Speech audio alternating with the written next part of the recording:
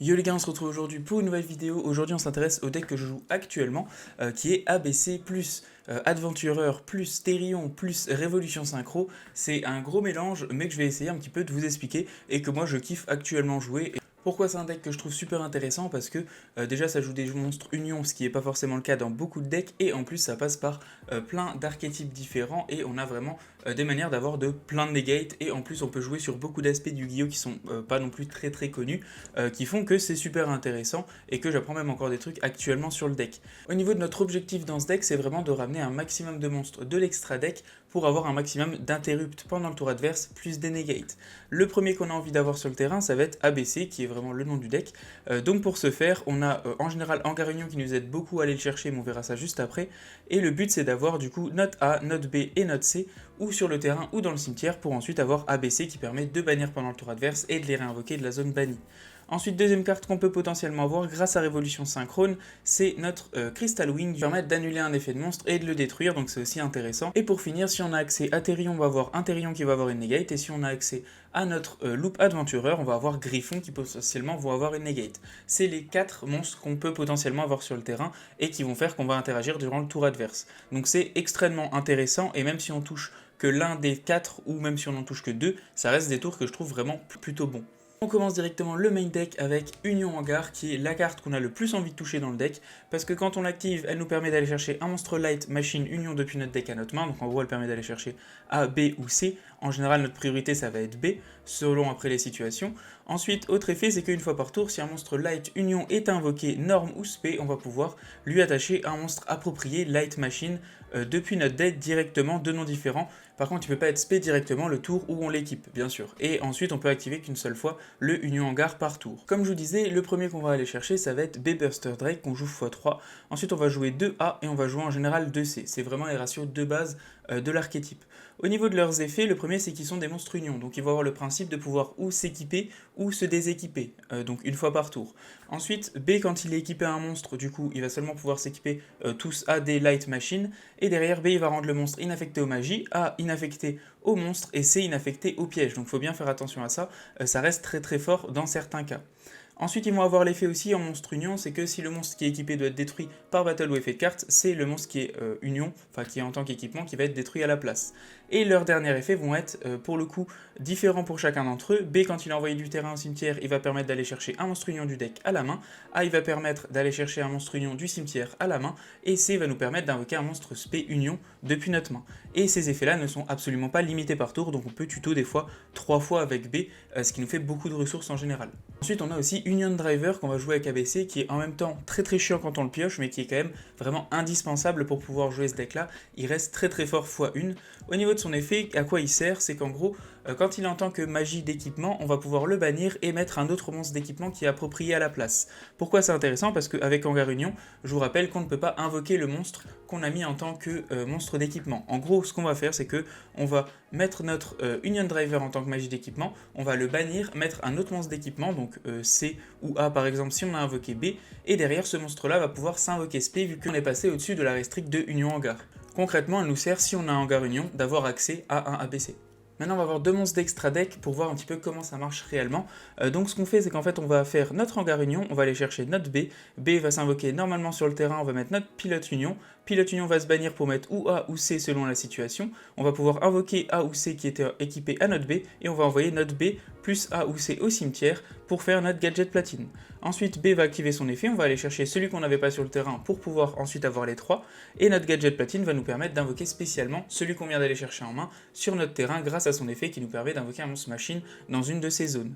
Derrière, on peut, grâce à ce monstre-là, invoquer notre ABC. Notre ABC, qu'est-ce qu'il dit? Donc c'est A, B et C. On doit d'abord l'invoquer en invocation spéciale depuis l'extra deck en bannissant les monstres ou depuis le cimetière ou sur le terrain sans utiliser polymérisation. C'est ça qui est vraiment très très fort avec le deck, c'est que vous pouvez utiliser vos monstres pour des links et derrière vous faites en plus votre fusion. Ensuite, une fois par tour, effet rapide, on peut discard un target une carte sur le terrain, la bannir, ce qui est un effet aussi très intéressant. Et durant le tour adverse, effet rapide, on peut la sacrifier, target 3 monstres union, light, machine union qui sont de noms différents de la zone bannie et les réinvoquer. Donc c'est un monstre qui est extrêmement fort, je trouve, et c'est pour ça que je joue le deck, parce qu'il a en plus une interrupt et en plus il permet d'aller chercher des ressources. Et le tour d'après, vous renvoyez vos monstres au cimetière pour faire des links et vous pouvez refaire un ABC en les rebannissant. Ensuite, ce qu'on va voir, c'est Therion. Pourquoi on va jouer Therion dans ce deck? Moi, je vais jouer 2 Therion Disco Elysium et 2 Therion King Regulus. Après, les ratios, ça dépend de comment vous voulez jouer. Ces ratios-là, je les trouve plutôt bons. Ensuite, au niveau des terrains, en gros, les terrains nous permettent, quand ils sont activés, d'aller chercher un monstre Therion depuis notre deck à notre main.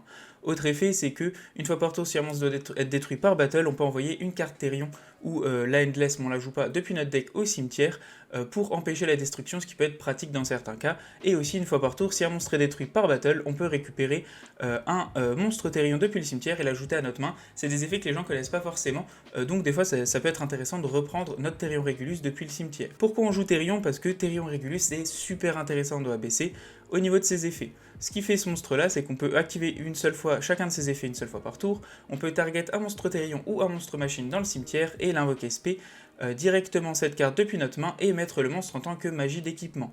Quand notre adversaire active un effet ou une carte effet rapide, on peut envoyer un monstre Therion depuis notre main ou face-up depuis notre terrain au cimetière et annuler l'effet. En gros, ce monstre-là, ce qu'il fait, c'est une negate en prenant un monstre machine depuis le cimetière. Pourquoi ce monstre-là, c'est une dinguerie dans ABC? Déjà parce qu'il va rajouter une negate en reprenant un monstre machine du cimetière, donc une negate c'est tout le temps très très bien dans les decks. Deuxièmement, on va pouvoir profiter, si on prend A, B ou C dans le cimetière, étant donné que c'est des monstres unions, on va pouvoir ensuite les réinvoquer directement sur le terrain. Donc en plus d'avoir une negate, ça nous fait un extender. Donc c'est vraiment très très fort à ce niveau-là. Ensuite, on va avoir l'engine Adventurer que je vais pas trop préciser parce que ça commence à être connu. Je vais jouer 2 enchanteresses qui permettent d'aller chercher Rite en la bannissant depuis la main. Rite qui nous fait un token et qui nous place directement depuis notre deck sur le terrain notre Fateful. Et Fateful nous permet ensuite d'aller chercher la magie d'équipement qui peut potentiellement renvoyer une carte de l'adversaire en main. Et elle va nous chercher aussi notre Griffon qui va potentiellement se spé et nous faire une negate si elle token encore sur le terrain.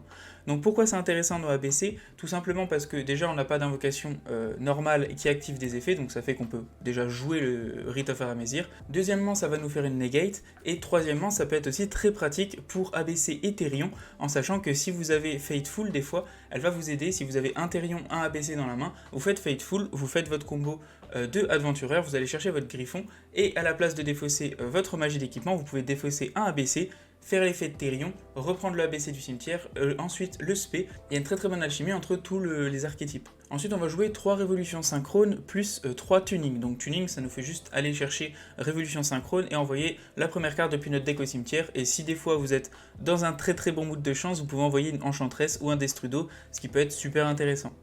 Ensuite, ce monstre-là, à quoi il sert? Ce monstre-là, on peut faire une synchro en l'utilisant depuis notre main. En gros, ce que ça fait dans ABC, c'est que ça nous fait des gros boards avec pas grand-chose. Le seul truc qu'il nous faut quand on a notre évolution synchrone, c'est un terrain.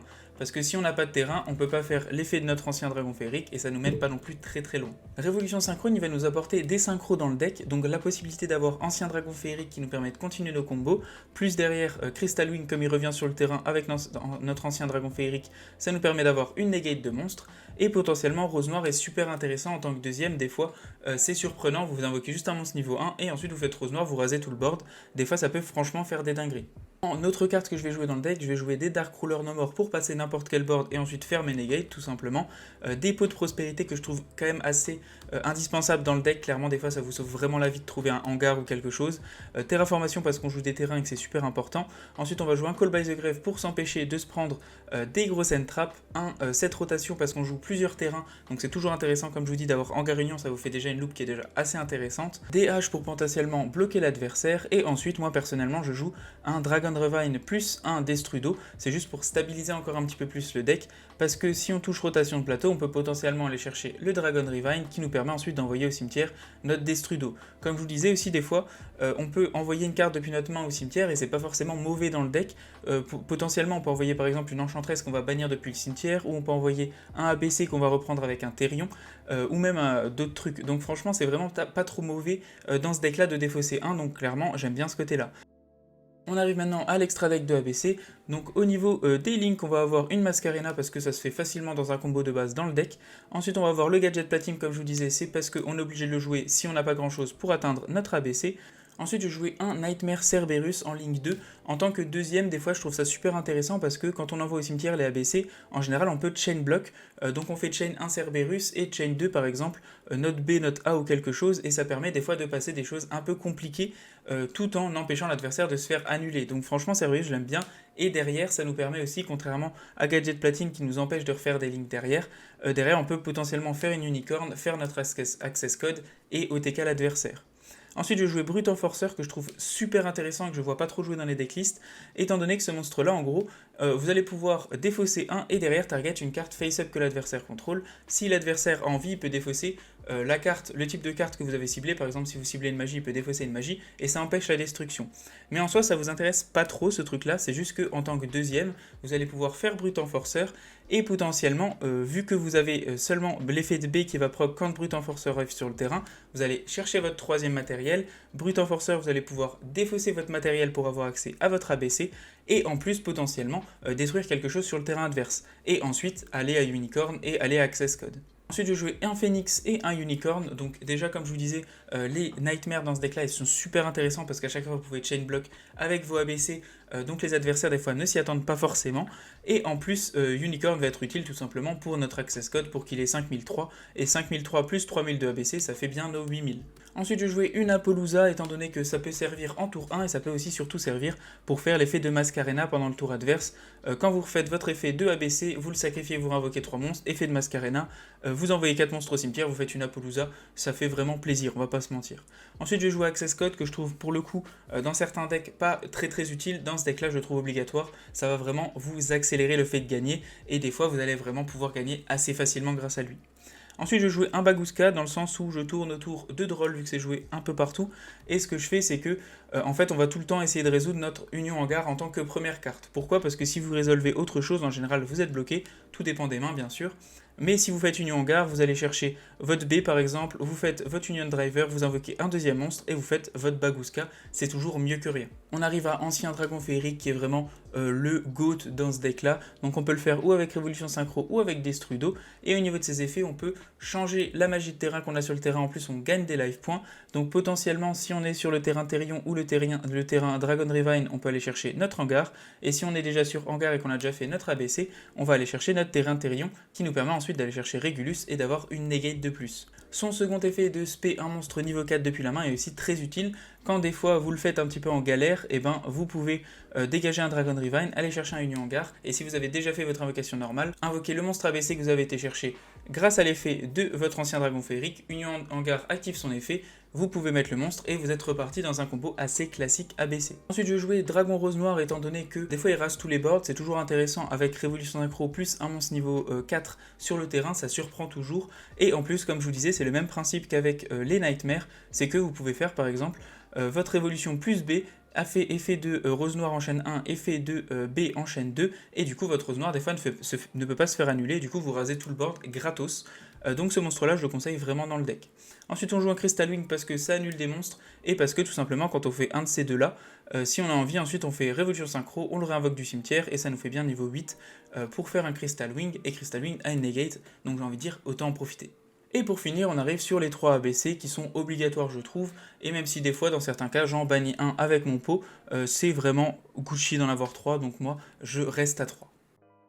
Pour un combo de base, donc ce que je vais faire c'est que je vais quand même vous montrer un combo avec pas mal de cartes. Donc ce qu'il vous faut c'est un accès à votre Révolution Synchrone, plus un accès à votre Loop Adventureur et plus un accès à Hangar Union.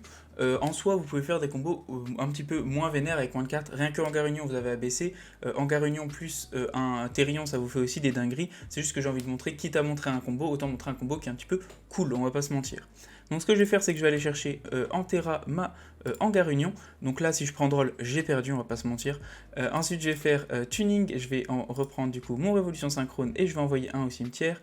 Ce que je vais faire en premier, en général, donc si là j'avais pas Terra ni Tuning, j'aurais fait Hangar Union tout simplement pour Droll, comme je vous le disais tout à l'heure. Donc là je vais prendre mon B. Ensuite ce que je vais faire c'est que je vais activer l'effet de ma Enchantress, je vais aller chercher un Rite. C'est juste au cas où si l'adversaire est une trap, on le fait, on va activer notre Rite of Aramesir juste ici. On va activer l'effet de journée, on va mettre journée juste ici. Ensuite ce qu'on va faire c'est qu'on va pouvoir invoquer B. Là on va pouvoir chain block, ce qu'on fait c'est qu'on va quand même protéger notre Union Hangar. Donc on va faire notre Union Hangar en 1, juste ici, et on va faire notre Fateful en 2. Donc Fateful nous permet d'aller chercher Dracoback et Hangar Union nous permet de placer notre Union Driver. Ensuite je vais activer l'effet d'Union Driver et je vais placer un C pour le coup. Bon, j'en ai un en main mais je préfère placer un C comme si je l'avais pas en main. Ensuite maintenant qu'il est là je vais pouvoir faire l'effet de Fateful, je vais aller chercher Griffon tout simplement pour avoir une negate et ne pas me prendre un truc dans la figure. Derrière je vais défausser ma Dracoback va activer son effet, je vais le remettre sur mon token, je vais activer l'effet de Griffon. Griffon je vais pouvoir le mettre directement ici en position de défense et mettre mon Dracoback. Derrière, je suis bien protégé pour Nib et d'autres effets, donc c'est pratique. Derrière, je vais activer l'effet de ma Wyvern qui va s'invoquer spécialement. Ensuite, si j'avais pas Révolution Synchro, je passerai directement pour les deux là pour aller vers mon gadget, et ensuite mon gadget, j'invoque SP mon A et je fais mon ABC. Comme là j'ai Révolution, je peux aller un petit peu plus loin dans le combo, donc ce que je vais faire, c'est que je vais faire mon ancien Dragon Féerique avec ces deux là. Je vais le mettre en position de défense, je vais activer l'effet 2B qui va me permettre d'aller chercher mon dernier matériel. Ensuite, je vais activer l'effet de mon ancien dragon féerique qui me permet de détruire le terrain. Et ensuite, je vais aller chercher directement mon terrain Therion. Pour le moment, je ne fais pas encore l'effet de révolution synchrone parce que j'ai encore besoin de l'autre effet d'ancien dragon féerique. Donc là, en soi, je peux faire mon Therion Discoloseum et je peux aller chercher mon Therion depuis mon deck à ma main. Ensuite, je vais activer l'autre effet de mon ancien dragon féerique. Comme j'ai déjà utilisé mon invocation normale, je vais faire en invocation spéciale l'invocation de A. Derrière, je vais pouvoir utiliser les deux pour faire une Mascarena, juste ici. Je ne vais pas activer leurs effets parce que j'ai pas envie de reprendre un monstre du cimetière ni de spé mon C. Du coup, je vais pas faire leurs effets. Ensuite, ce que je peux faire, c'est activer l'effet de révolution synchrone. Je vais envoyer une carte au cimetière, je vais le respect. Derrière, je vais pouvoir avoir accès à mon Crystal Wing, juste ici. Donc en soi, je peux le placer ici, c'est pas très grave. Le mieux, c'est quand même d'avoir ça qui est ici et Crystal Wing qui est ici, juste au cas où s'il y a Relinquish Anima. J'ai pas trop réfléchi à ça. Ensuite, je vais activer l'effet de mon Régulus et je vais replacer pour le coup n'importe quoi parce qu'on va pas forcément les réutiliser. Donc là, mon Régulus arrive, mon B arrive, et là, comme vous pouvez voir, je peux réinvoquer mon B sur le terrain, c'est juste pour vous le montrer, et des fois, ça va être très utile. Ensuite, je vais pouvoir faire mon ABC, donc je vais bannir mes 3 monstres, et je vais faire mon ABC juste ici en position de défense. Au final, on finit avec un terrain avec Mascarena, on a une negate de monstre, une negate de n'importe quoi, un bannissement plus un spé de 3 et une negate de n'importe quoi. Et en plus, votre Mascarena, vous pouvez faire potentiellement Apollousa ou Nightmare Unicorn en utilisant les matos que ABC va reprendre depuis la zone bannie. Pour conclure au niveau de ABC, donc clairement je suis le gars le moins objectif de France parce que je prends trop de plaisir à jouer ce deck. Pourquoi je trouve ça trop bien de jouer ce deck? Parce qu'on a accès à déjà des links, des synchros, des fusions, on a accès aussi à plein de trucs un peu techniques de Yu-Gi-Oh! C'est-à-dire des monstres unions, des monstres qui sont inaffectés des fois en tant que, par exemple notre Régulus est inaffecté s'il prend B en tant que monstre du cimetière, bah, il est inaffecté par les magies, tout le monde ne le sait pas. Ensuite il y a le fait de pouvoir chain block aussi avec votre révolution synchro sur des dragons roses noirs, de pouvoir chain block avec vos nightmares. Il y a plein d'aspects du Yu-Gi-Oh! Un peu techniques à gauche, à droite, qui font que je trouve que c'est vraiment agréable de le jouer, et aussi que vous êtes un peu récompensé si vous connaissez un petit peu plus le jeu. C'est pour ça que je trouve ce deck vraiment très agréable à jouer. Merci en tout cas d'avoir regardé la vidéo, n'hésitez pas si vous avez une decklist différente ou des conseils sur le deck, moi je suis toujours prêt à apprendre. Voilà, merci d'avoir regardé, franchement rien que de parler d'ABC ça me donne trop le smile. Voilà, ciao, à plus et abonnez-vous.